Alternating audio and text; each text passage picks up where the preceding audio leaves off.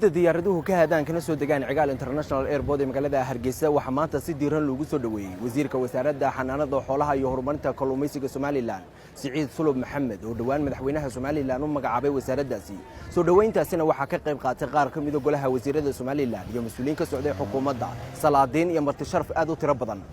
ugu horreynna waxa halkaasi ka hadlay qaar ka mid ah golaha wasiirada ee Soomaaliland meeshan waxaan isku nimsaaka inuu soo dhaweyno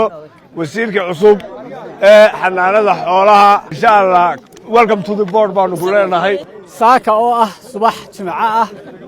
waxaynu soo dhaweynaynaa wasiirka cusub ee xanaanada xoolaha iyo kalluumaysiga runtii iyadoo ay tahay subax hore oo jimca ah waxa halkan airportka ka muuqdo soo dhaweynta wasiirka sida aad arkaysaanba bulshada Soomaaliland sida ay uga hortimi ee ay u soo dhaweysay aad baan uga mahad celinayaa waxayna tusaysaa qarannimada iyo midnimada iyo hawlkarnimada iyo huyuunta uu wasiirku leeyahay ee taariikhda ku leeyahay bay tilmaamaysaa dhammaanteen waynu soo dhaweynaynaa waxaynu leenahay ku soo dhawow wasiir adigoo in badan xilal badan qarankan ka soo qabtay maantana walillaahi alxamdu inaad hoggaanka ka mid ahaato Siciid Sulub khaasatan anagu wasaaraddiisii uu la shaqeynaya xanaanada xoolaha iyo kalluumaysiga wasiir waxaan ku leenahay welcome to Hargeysa xanaanada xoolaha iyo kalluumaysiga ku soo dhawow ugu horreyn wasiir waxaanu leenahay soo dhawow welcome ku soo dhawow dalkaagii mudane Siciid Sulub Maxamed oo aan nagu cusbeenaynu leenahay ruucadaagii soo rogaal celi marka waan ku soo dhaweynaynaa wasiir waxaan maanta isku soo baxnay inuu soo dhaweyno wasiir Siciid Sulub oo ah wasiirka xanaanada xoolaha iyo kalluumaysiga aad baynu soo dhaweynaynaa Siciid Sulub Maxamed waxaanu kugu soo dhaweynaynaa wasiir gacmo furan waxa saaka cadaatay inuu Siciid Sulub yahay xiddi ka muuqda Soomaaliland oo dhan waxaanu xoog ugu mahadnaqayaa madaxweynaha jamhuuriyadda Soomaaliland oo noo keenay xiddigaas saaka Soomaaliland oo ka muuqda waxaa lagu soo dhaweynaa wasiirka cusub ee wasaaradda xanaanada xoolaha iyo horumarinta kalluumaysiga mudane Siciid Sulub Maxamed sidoo kalena waxa halkaasi ka hadlay isla markaasna soo dhaweeyay qaar ka mid ah salaadiinta dhaqanka iyo marti sharaf aad u tiro badan Siciid Sulub wasiir soo dhawow waanu ku leenahay anigoo ku hadlaya afka dhaqanka wasiirka waan u ducaynayaa waxaan u ducaynayaa madaxweynaha gartay inuu Siciid Sulub wasiir looga dhigo iyaan u ducaynayaa waxaanu maanta soo dhaweynay wasiirka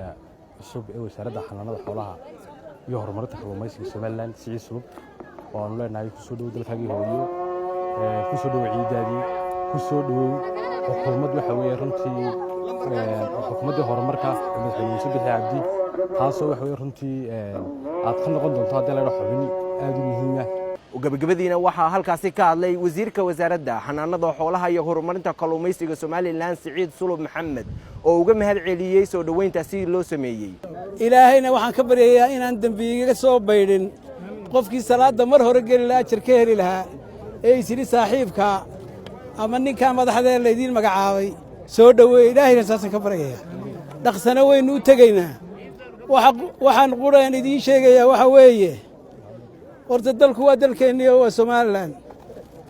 ber horeynu nidhi rag baynu noqonaynaa magac baynu sheegnay la yidhaahdo dawladda Soomaaliland ama jamhuuriyadda Soomaaliland Republic booqeenni iyo hadalkeenni wuu batay waxbaa la isweydiinayaa qoladaas saxaafadda waanu isjeclayn berigii dhaweyd intaan meelaha iska joogjoogay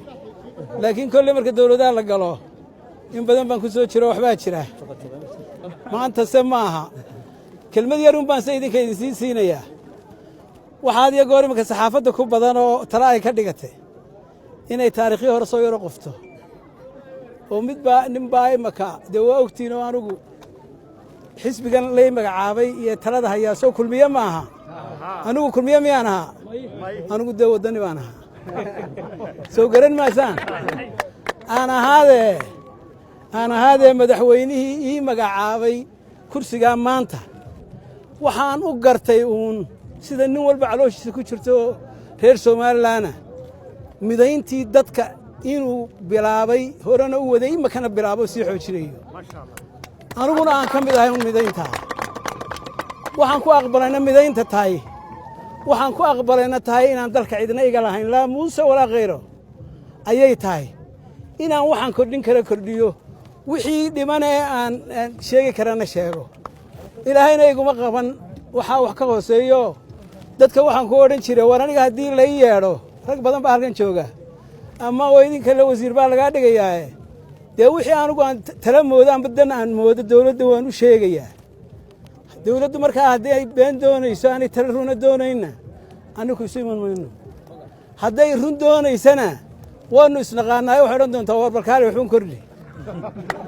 markaa taasuna waa taa intaa waxa ii raacdaa